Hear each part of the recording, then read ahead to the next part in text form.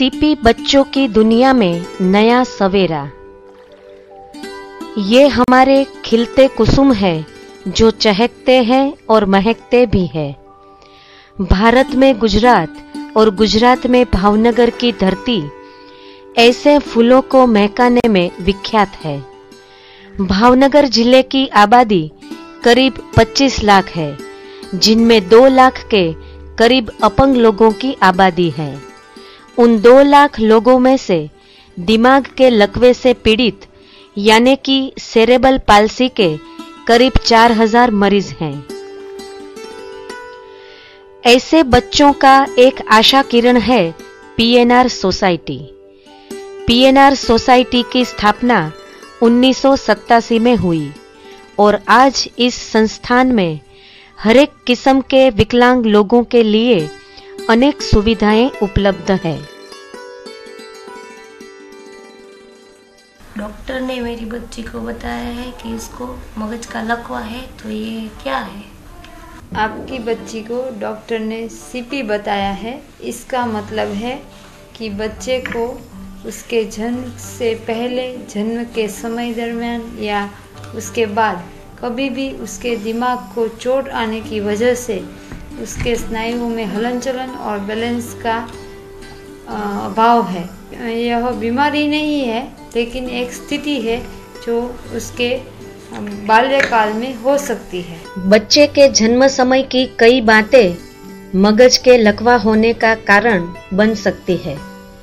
सगोत्र लग्न, माता के गर्भ पर एक्सरे की असर, माता की कम या बड़ी उम्र, माता या बच्चों में पोषक द्रव्यों का अभाव, बच्चे का कम वजन, कम महीनों में बच्चे का जन्म या बच्चे का जन्म होने के बाद देर से रोना भी लकवा का कारण बन सकता है।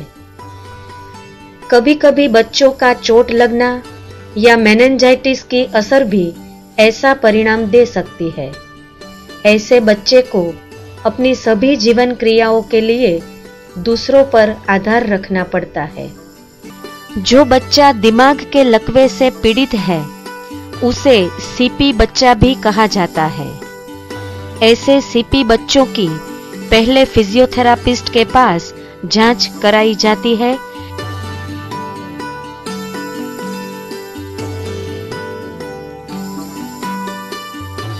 तथा बाद में आवश्यकतानुसार अलग अलग प्रकार की एक्सरसाइज यानी कसरतें कराई जाती है।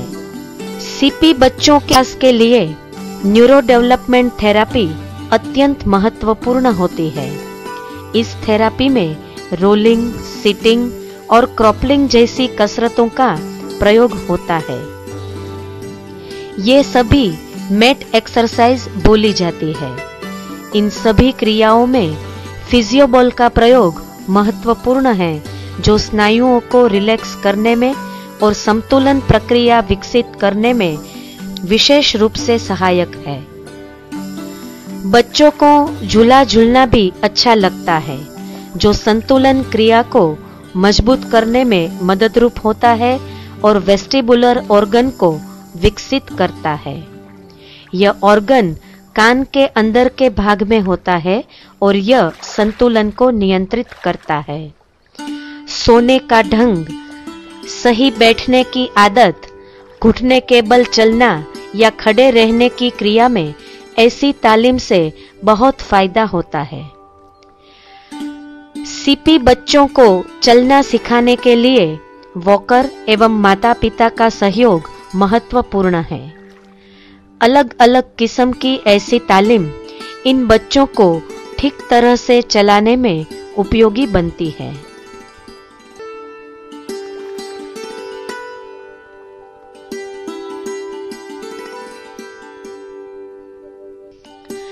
सीपी बच्चों में कुछ ऐसे भी बच्चे होते हैं जिनमें देखने और सुनने की शक्ति में विकार होता है।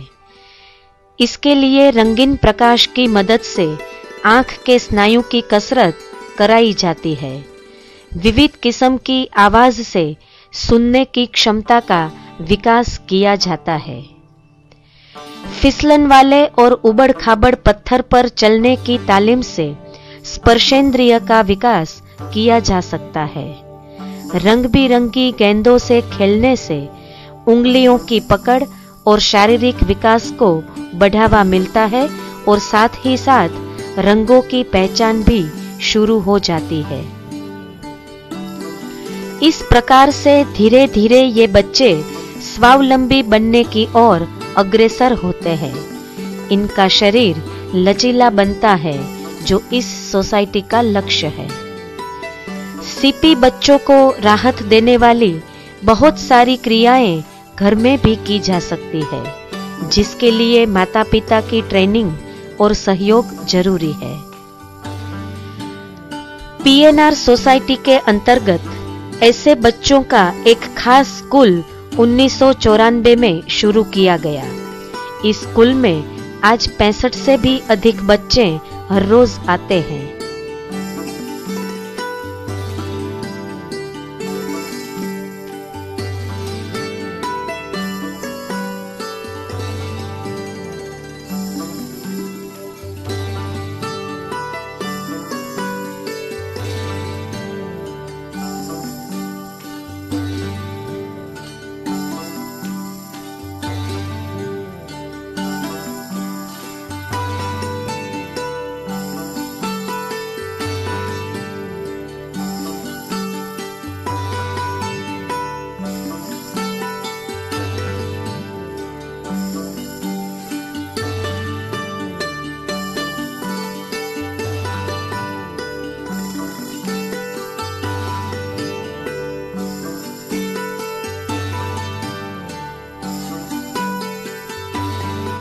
स्कूल की शुरुआत हर रोज प्रार्थना से होती है।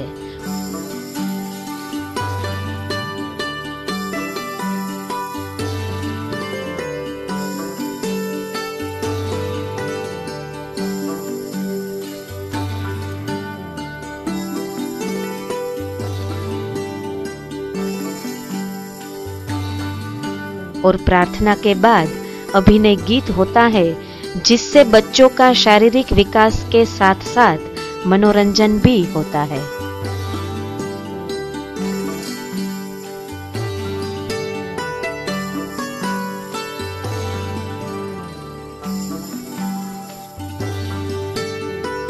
रंगों की पहचान, आकार की समझ, अंक ज्ञान, पशु पक्षी और सब्जियों से परिचित करने के लिए अनेक खिलौने और विभिन्न खेलों का सहारा लिया जाता है।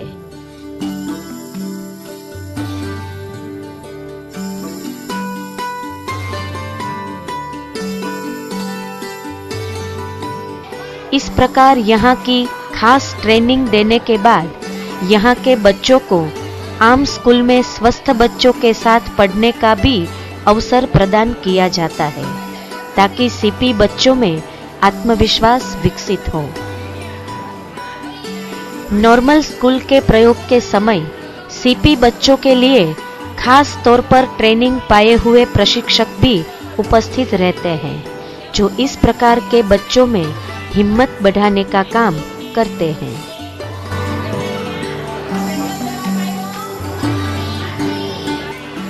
केवल स्कूल ही नहीं, ये संस्था इस प्रकार के बच्चों को सांस्कृतिक कार्यक्रमों में भाग लेने के लिए भी प्रोत्साहित करती हैं। इन सांस्कृतिक कार्यक्रमों में इन्हें नॉर्मल बच्चों के साथ मिलकर प्रस्तुति का अवसर मिलता है, जो इनके सर्वांगी विकास के लिए अत्यंत आवश्यक है।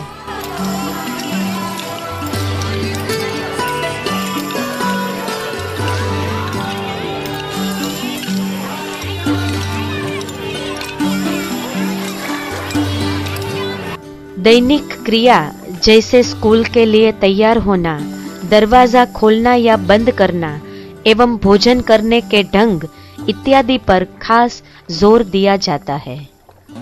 स्कूल के अलावा भविष्य के लिए इन बच्चों को विविध वोकेशनल ट्रेनिंग भी दी जाती है। यहाँ बच्चे बोर्ड बनाना, कंप्यूटर पर काम करना धीरे धीरे सीखते हैं।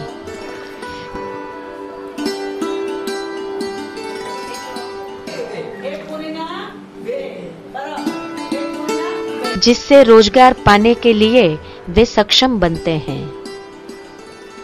सर, मेरी बेटी को डॉक्टर ने मगज के लकवे से बताया है, तो उसके बारे में यहाँ क्या क्या ट्रीटमेंट और इलाज होता है उसकी जरा जानकारी दीजिए। हाँ, मगज की लकवा जो पहले ऐसे बच्चे को जब पता चलता है कि ये मगज की लकवा है तो डॉक्टर के पास आप ले जाते हैं। डॉक्टर उनको क्या बोलते हैं कि आप इनको सब पैरामेडिकल सर्विसेज के पास ले जाइए। अभी पैरामेडिकल सर्विसेज क्या है इसके बारे में आपको मैं बताऊं।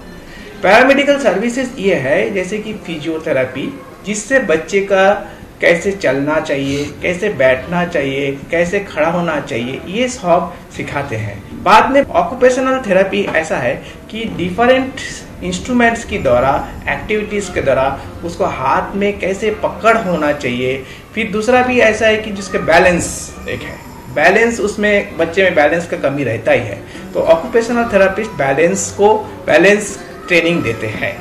बोलने के लिए इसको स्पीच थेरापिस्ट के पास हम भेजते हैं। स्पीच थेरापिस्ट उसको डिफरेंट एक्सरसाइज के माध्यम से बोलना सिखाते हैं। स्पेशल एडुकेटर होते हैं, जो टीचर होते हैं, जो बच्चे को ये सब सिखाते हैं। बाद में बच्चे को क्या जरूरत पड़ता है कि बच्चे को प्री वोकेशनल ट्रेनिंग देना जरूरत पड़ता है। बाद में उसको जो नॉर्मल जॉब मिलता है जिससे वो कुछ इनकम कर सकते हैं। तो ये एक पूरा जो है एक रिहेबिलिटेशन प्रोसेस है। ये हर बच्चे को हम अगर दिलाए तो ही बच्चा एक नॉर्मल बच्चे जैसे समाज में जी सकता है। अच्छा सर, मेरी बच्चे के लिए आप कौन सी दवा लिखते हैं? हाँ, अभी एक आपको पते की बात बताऊं, अभी तक इस दुनिया में इसके लिए कोई भी दवा नहीं है। जो भी डॉक्टर आपको बोलेंगे कि इस दवा से बच्चे को एकदम चलता फिरता कर देंगे, वो बिल्कुल एकदम गलत बोलते हैं, आपसे बिल्कुल गलत बोलते हैं। ऐसे इसको कभी भी आपको विश्वास नहीं करने का है। दूसरी बात ऐसा है कि ऐसे बच्चे को जो डॉक्टर बोले कि ये तेल लीजिए, ये तेल से आप हाथ पैर में मालिश करना जोर जोर से, तो ये बिल्कुल गलत होगा। ऐसे बच्चे का अगर मालिश करेंगे तेल से तो बच्चे का हाथ पैर एकदम लकड़ी जैसे कठिन हो जाएगा, तो बाद में हाथ पैर आप हिला भी नहीं पाएंगे। तो वो जरा आप रखिएगा, ध्यान रखिएगा कि ऐसे बच्चे को कभी मालिश नहीं करना चाहिए। बच्चे को सिर्फ कसरत, फिजियोथेरेपी, ऑक्यूपेशनल थेरेपी, ये जो मैंने बताया, यही सब कुछ करने से आप अगर मेहनत करोगे, आपके ध्यान से देखे, आप बिल्कुल अपने मन से मेहनत करिए तो बच्चे को चलना सीख जाएगा, बच्चे नॉर्मल बच्चे जैसे जी सकते। सीपी बच्चों के लिए ऑक्यूपेशनल थेरेपी महत्वपूर्ण है, जिससे हाथ की मूवमेंट विकसित होती है। इस ट्रेनिंग से इनके सभी अंग एवं स्नायु को लचीले बनाने में सहायता मिलती है।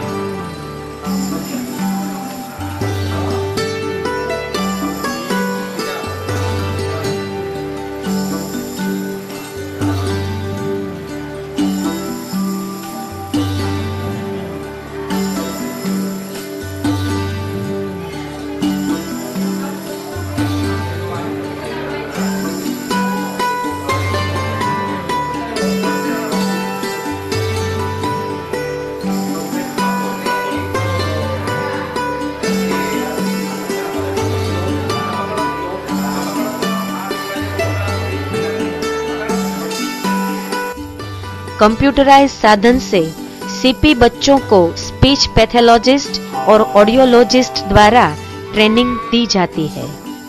ये सब सुविधाएं पीएनआर सोसाइटी में उपलब्ध हैं।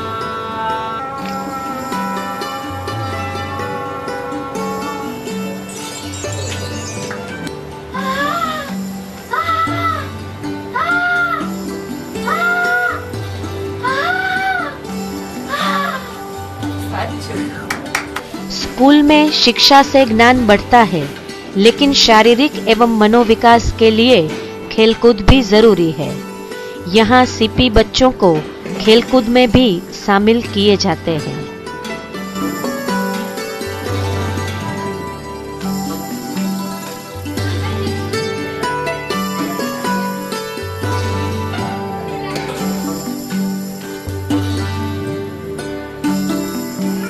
इस संस्थान में गुजरात के अलावा देश के अन्य भागों से भी बच्चे आते हैं। इस प्रकार के बच्चों के साथ आए हुए परिवारजनों के लिए रहने की और भोजन की सुविधा भी उपलब्ध है। विकृत हाथ पांव वाले सीपी बच्चों की यहाँ सर्जरी भी की जाती है, जिनके लिए आधुनिक साधनों से सज्ज अस्पताल भी है।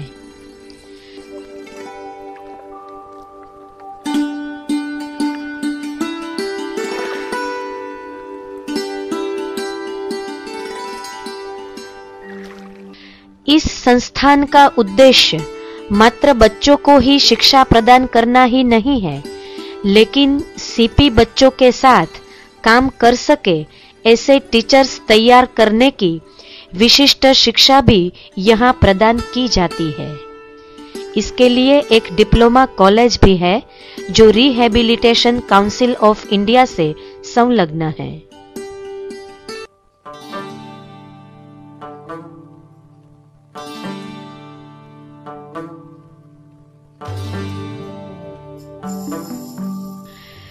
दिल्ली के नेशनल ट्रस्ट के सहयोग से यहाँ के बच्चों के लिए डे स्कूल, सूचना केंद्र और कार्यकरों को ट्रेनिंग देने की सुविधा भी शुरू की गई है।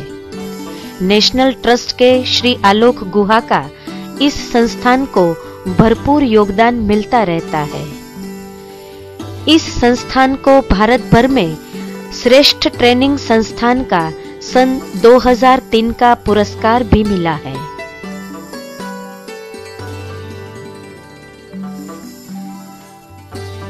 भावनगर के तहसील तलाजा में भी के.एन. शाह मेमोरियल अस्पताल में एक रिसोर्स केंद्र चलता है, जहां आसपास के छोटे छोटे कस्बों में से सीपी सेंटर का लाभ लेने के लिए काफी लोग आते रहते हैं। इस तरह पीएनआर सोसाइटी सीपी बच्चों के लिए एक नया सवेरा बन चुकी है।